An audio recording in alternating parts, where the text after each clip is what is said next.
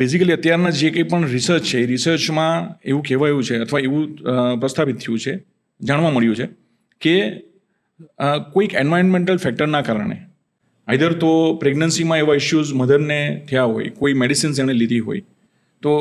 પ્રેગ્નન્સીના ઇશ્યુઝના કારણે, પ્રેગ્નન્સી સ્ટ્રેસના કારણે, અથવા તો આઉટર એક્સટર્નલ ફેક્ટર્સ જેમાં પ્રોસેસ ફૂડ છે અને સર્ટેન ટાઈમ સર્ટેન મેડિસિન્સ મેં જેવું કીધું, અને અત્યારનો જે વિષય છે એમાં બેઝિકલી ચર્ચા અને સંશોધન થઈ રહ્યા છે કે જેમાં વેક્સિન જે છે એ વેક્સિન રિસ્પોન્સિબલ હોય છે આ ન્યુરો ડેવલપમેન્ટલ ડિઝોર્ડર્સના થવા પાછળ. બાળકો મારી પાસે જનરલી ક્લિનિકમાં જ્યારે ચાઇલ્ડ હિસ્ટ્રી લઈને આવે છે તો પેરેન્ટ્સ એવું કહે છે કે મારું ચાઇલ્ડ 1.5 વર્ષ સુધી નોર્મલ હતું અથવા સર્ટેન એજ સુધી નોર્મલ ડેવલપમેન્ટ બતાવતું હતું, આઈ કોન્ટેક્ટ હતો, રિસ્પોન્સીસ કરતું હતું, અને પછી અચાનકથી બંધ થઈ ગયું છે. તો એવું શું થયું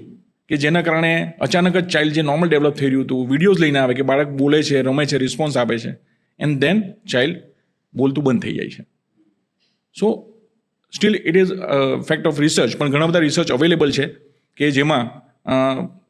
certain vaccines are responsible for this. અને મારી પ્રેક્ટિસમાં હા એ વિષય છે કે બધા બાળકોને નથી થતું, પણ બધા બાળકોને નથી થતું, પણ મેં જે મારી હિસ્ટ્રીમાં જોયું છે જે ન્યુરો સેન્સિટિવ કિડ્સ હોય છે એ ન્યુરો સેન્સિટિવ કિડ્સમાં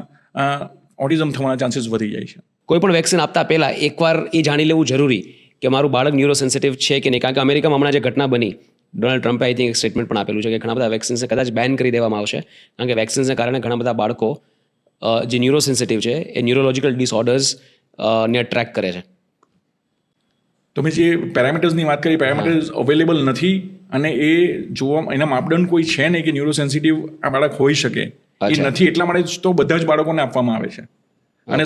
સર્ટેન કન્ટ્રીઝમાં આ વેક્સિન, જેમ કે અમેરિકાની વાત કરી તમે, તો અમેરિકામાં પણ વેક્સિન મેન્ડેટરી છે,